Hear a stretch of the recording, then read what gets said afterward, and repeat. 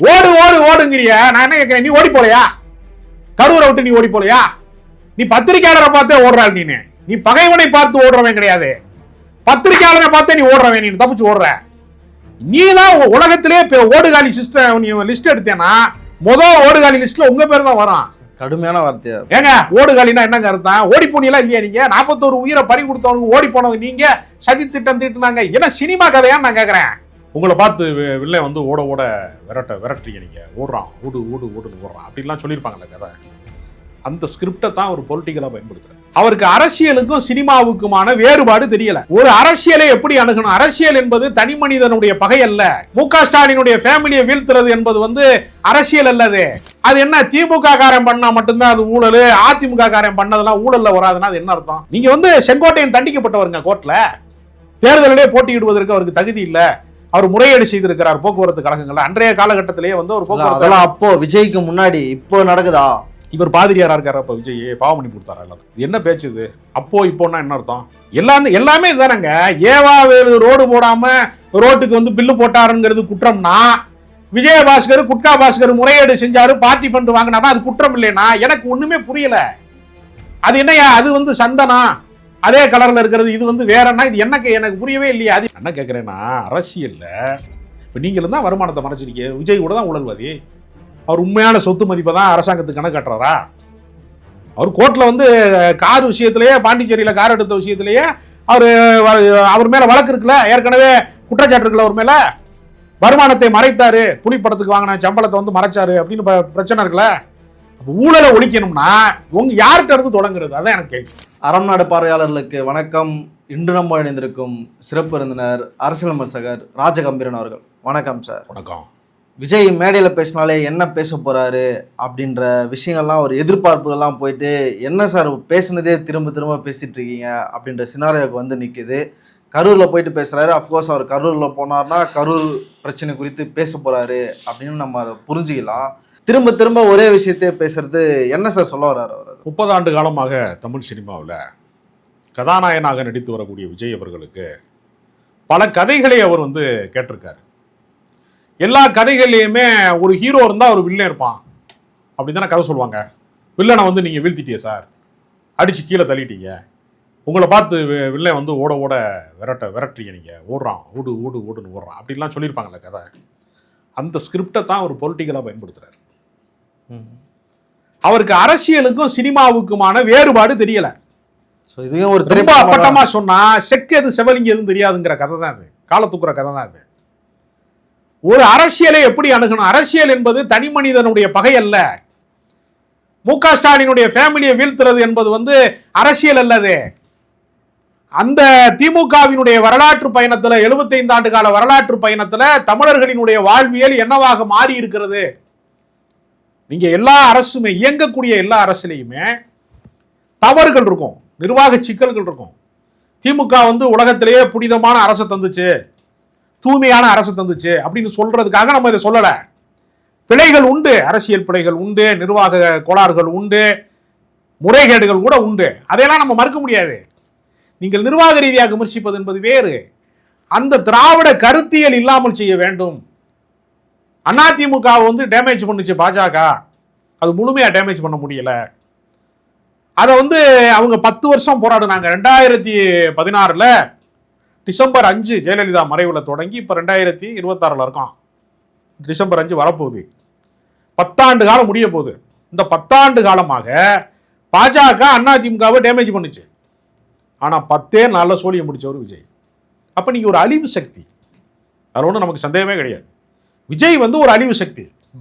திமுக அதே மாதிரி அதிமுக உடைந்தது மாதிரி, பலவீனம் அடைந்தது மாதிரி, இல்லாமல் போகிற இடத்தை நோக்கி நகர்வது மாதிரி திமுகவை இல்லாமல் செய்ய வேண்டும் என்பதும், திராவிட கருத்தியல் கழகங்கள் இல்லாத ஆட்சி என்பதும் பாஜகவினுடைய பிளான்.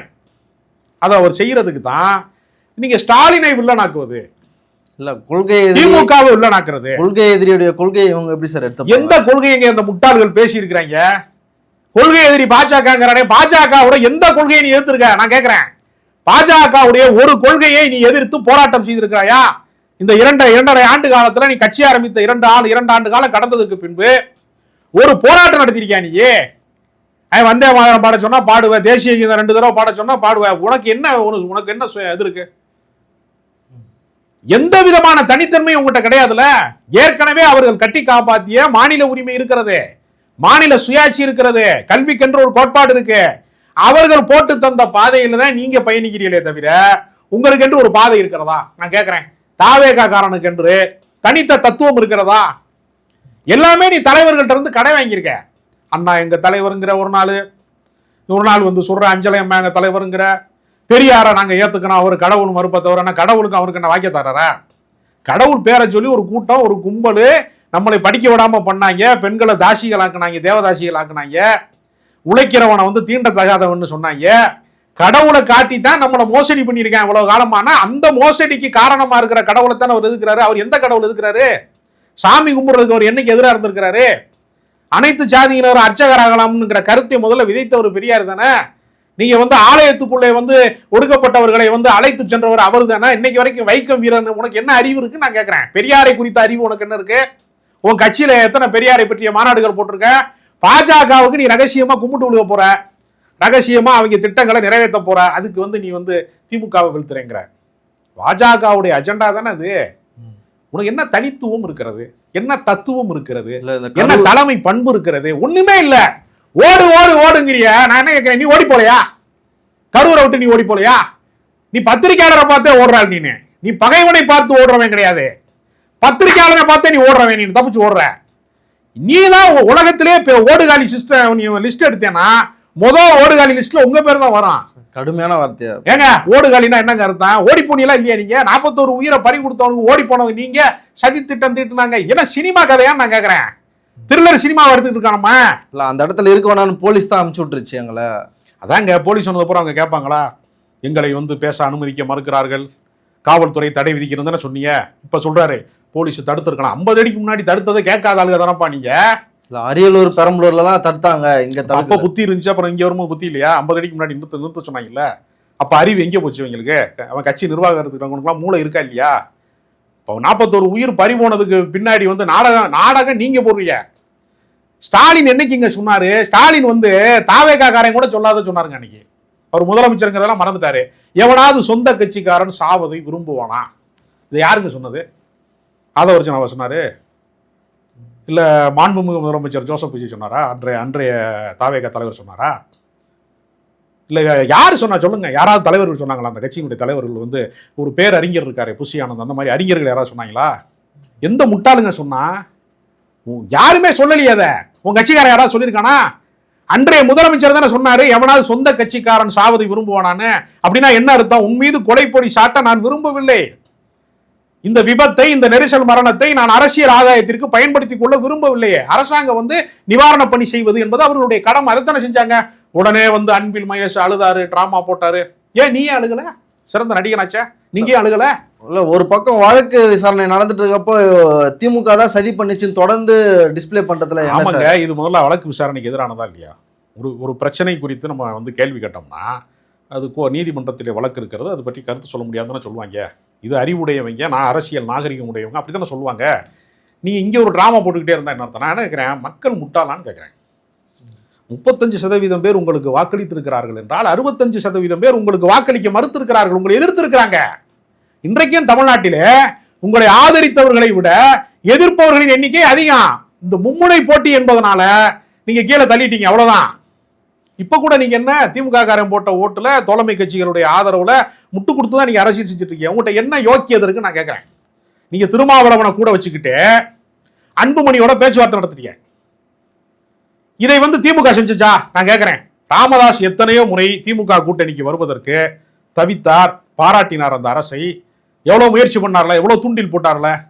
திருமாவளவனை இழக்க விரும்பவில்லை, நாங்கள் வந்து கூட்டணியில வந்து இழக்க விரும்பவில்லை என்பதற்காக ராமதாஸை சந்திக்க மறுத்தார்களா இல்லையா? கதவை பூட்டி விட்டோம், நாங்கள் பேச்சுவார்த்தைக்கு இடம் இல்லை என்று சொன்னார்களா இல்லையா?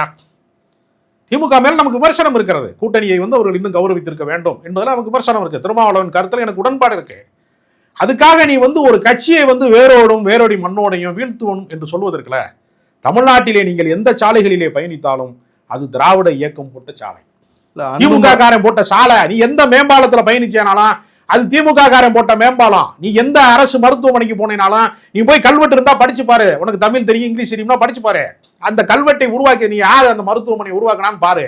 மாவட்டம் தோறும் மருத்துவக் கல்லூரி உருவாக்குனது மாறி மாறி திமுக அண்ணா திமுக அண்ணா 2 பேரும் மாறி மாறி ஆட்சி செய்ததுல எத்தனையோ நன்மைகளை செய்திருக்கிறார்கள். ஐடி பார்க்க கலைஞர் தான் கொண்டு வந்தாரு. இன்னைக்கு இப்ப இளைஞர்கள்லாம் இவ்வளவு பேர் வேலை வாய்ப்பு பெற்றிருக்கிறார்கள். தனியார் துறையில லட்சங்களில் சம்பளம் வாங்குறான். மால்ல போய் 10,000 ரூபாய்க்கு ஒரு பேண்ட் எடுக்கிறான். ஆஃபர்ல போய் ஒரு பேண்ட் வந்து 10,000 ரூபாய் 2 பேண்ட் எடுக்கிறான். இதெல்லாம் இந்த பொருளாதார வளர்ச்சியெல்லாம் யாரு தந்தது என்று சொன்னா கலைஞர் அவர்கள் போட்ட திட்டம். இதையெல்லாம் நீங்க கழிச்சு நீங்க சொல்ல முடியுமா? நீங்க ஊழல் இல்லாத ஆட்சி நாங்க தான் கொடுக்குறோம். நான் கேட்கறது சாலை இருக்குது, ஆனா ஊழல் இல்ல இந்த ஆட்சியில. ஊழல் இல்லாத ஆட்சி உலகத்துல எந்த ஆட்சி சொல்லுங்க? எவன் இது வரைக்கும் ஆட்சிக்கு வரலையா அவன்கிட்ட மட்டும்தான் ஊழல் இருக்காது. ஊழல் என்பது ஜனநாயகத்தின் ஒரு அங்கங்க. நான் சொல்றேன், முதலாளித்துவ ஜனநாயகத்துல பணக்காரர்கள் மட்டும்தான் வந்து அரசியல் செய்ய முடியுங்கிற நிலைமை இருக்கிற வரைக்கும் ஊழல் என்பது, நான் என்ன கேட்கிறேன், ஆதவ அர்ஜுனா வைத்திருக்கிற பணம் என்பது, அவர் பயணிக்கிற தனி விமானம் என்பது உழைப்பின் வழியாக சாத்தியப்பட்டதா? அப்ப அவர் வச்சிருக்கிற பணம் ஊழல் பணம்னு சொன்னா நீ ஒத்துக்குருவியா? ஆதவ அர்ஜுனா வச்சிருக்கிற பணம் ஊழல் பணம் ஒத்துக்குருவியா? 85 கோடி வந்து முறையீடு செய்திருக்கிறார் வருமானத்துக்கு அதிகமாக என்று சிபிஐ வழக்கில் இருக்கு விஜயபாஸ்கருக்கு. இப்ப விஜயபாஸ்கர் ஊழல்வாதி என்று சிபிஐனுடைய குற்றச்சாட்டு இருக்கிறது. அது என்ன, திமுக காரன் பண்ணா மட்டும்தான் அது ஊழல், அதிமுக காரன் பண்ணதெல்லாம் ஊழல்ல வராதுன்னா அது என்ன அர்த்தம்? நீங்க வந்து செங்கோட்டையன் தண்டிக்கப்பட்டவருங்க கோர்ட்ல. தேர்தலிலே போட்டியிடுவதற்கு அவருக்கு தகுதி இல்ல, அவர் முறையீடு செய்திருக்கிறார் போக்குவரத்து கழகங்கள்ல. அன்றைய காலகட்டத்திலேயே வந்து ஒரு போக்குவரத்து அப்போ விஜய்க்கு முன்னாடி இப்போ நடக்குதா? இவர் பாதிரியாரா இருக்காரு. அப்ப விஜய் பாவம் பண்ணி கொடுத்தாரா எல்லாத்துக்கும்? இது என்ன பேச்சு இது? அப்போ இப்போன்னா என்ன அர்த்தம்? எல்லாமே இதுதானங்க. ஏவாவேலு ரோடு போடாம ரோட்டுக்கு வந்து பில்லு போட்டாருங்கிறது குற்றம்னா, விஜயபாஸ்கர் குட்கா பாஸ்கர் முறையீடு செஞ்சாரு, பார்ட்டி ஃபண்ட் வாங்கினாரா, அது குற்றம் இல்லைன்னா எனக்கு ஒண்ணுமே புரியல. அது என்னையா, அது வந்து சந்தனா அதே கலர்ல இருக்கிறது, இது வந்து வேறன்னா, இது எனக்கு புரியவே இல்லையா? அது எப்படி? நான் என்ன கேட்கிறேன், இந்த வடிவேலு ஜோக்கு தான் நமக்கு ஆக வருது. என்னடா வந்து உனக்கு வந்தா ரத்தம் எனக்கு வந்தா தக்காளி சட்னியாண்ட கதையா? நீ அதிமுக காரன் முறையீடு செஞ்சு, இன்னும் சொல்ல போனா அதிமுகவின் தலைவி ஊழலுக்காகவே சிறை சென்றவரே. ஏன் சசிகலா சேர்த்துக்க பலாயிரம் கோடி முறையீடு செஞ்சிருக்கிறாங்க சேர்த்துக்க. நாளைக்கு வந்து வர்றோம்னு சொன்னாங்கன்னு வச்சுங்க, அந்த அவங்களுக்கு பின்னாடி ஒரு சமூக பின்னணி இருக்கு, ஜாதி ஓட்டு இருக்கு, அதை சேர்த்தா நமக்கு அரசியல் ரீதியாக ஒரு கணக்கு வந்து டேலி ஆகும் அப்படின்னு ஒரு யாராவது சொன்னாங்கன்னா நீங்க என்ன செய்ய போறீங்க நாளைக்கு? நீங்க அதிமுக காரன்ல குற்றமற்றவனு சேர்க்கிறியா, குற்றமுடையவனு சேர்க்கிறியா? ஊழல் குற்றச்சாட்டுக்கு ஆளாகாதவர்களை மட்டுமே நான் அதிமுக காரனா நான் கட்சியில சேர்ப்பேன்னு எனக்கா சொல்லியிருக்கலாம்? இல்ல. சரி, எம்ஆர் விஜயபாஸ்கர் யாரை தோக்கடிச்சாரு? கரூர் தொகுதியில் உங்க மாவட்ட செயலாளர் தோக்கடிச்சாரு மதியழகனா. உங்க மாவட்ட செயலாளரை தோக்கடிச்சவனை கொண்டு வந்து இந்த ராஜினாமா செய்ய வச்சு அவரை முதன்மைப்படுத்தினீங்கன்னா, அன்னைக்கு சிறைப்பிடிக்கப்பட்ட உன் கட்சி மாவட்ட செயலாளர் அந்த குற்றச்சாட்டுக்கு ஆளானவருடைய நிலைமை என்ன? உன் கட்சியை நீ எப்ப காப்பாற்ற போற? அப்ப அதிமுகவாகவே மாறுகிறது. கங்கா கொஞ்சம் கொஞ்சமாக சந்திரமுய்யா மாயிட்டான்ற மாதிரி தாவேகா வந்து அதிமுக பண்ணா, அதிமுக வேணா திமுக வேணாம் தானங்க ஓட்டு போட்டிருக்கான். இன்னொரு அதிமுக தமிழ்நாட்டுக்கு இருக்குங்க. எனக்கு புரியல. என்ன கேட்கிறேன்னா, அரசியல்ல இப்ப நீங்களும் தான் வருமானத்தை மறைச்சிருக்கீங்க. விஜய் கூட தான் ஊழல்வாதி. அவர் உண்மையான சொத்து மதிப்பை தான் அரசாங்கத்துக்கு கணக்கு காட்டுறாரா? அவர் கோர்ட்ல வந்து கார் விஷயத்திலேயே, பாண்டிச்சேரியில கார் எடுத்த விஷயத்திலேயே அவர் மேல வழக்கு இருக்குல்ல, ஏற்கனவே குற்றச்சாட்டு இருக்குல்ல, அவர் மேல வருமானத்தை மறைத்தாரு, புலிப்படத்துக்கு வாங்கின சம்பளத்தை வந்து மறைச்சாரு அப்படின்னு பிரச்சனை இருக்குல்ல. அப்ப ஊழலை ஒழிக்கணும்னா உங்க யார்கிட்ட இருந்து தொடங்குறது? அதான் எனக்கு கேள்வி. விஜய்கிட்ட இருந்து தொடங்குறதா, ஆதவர்ஜுனாட்ட இருந்து தொடங்குறதா, செங்கோட்டையன் இருந்து தொடங்குறதா, யார்கிட்ட இருந்து தொடங்குறது? புஷியானந்து நான் வந்து ஒரு பழைய மோட்டர் சைக்கிளை சுத்திட்டு இருக்கேன் அப்படின்னு சொல்றாரு. இப்போ 100கணக்கான கோடிக்கு வந்து அதிபதியா இருக்காரு. அவர் மேல ஒரு ஊழல் வழக்கு போடுவீங்களா? விசாரணைக்கு ஒத்துக்குறீங்களா நீங்க? சரி, அவர் மேல ஒரு குற்றச்சாட்டு வந்துச்சுன்னா நீங்க அவரை வந்து கட்சி விட்டு நிற்கிறீங்களா? ஒண்ணுமே இல்லையே.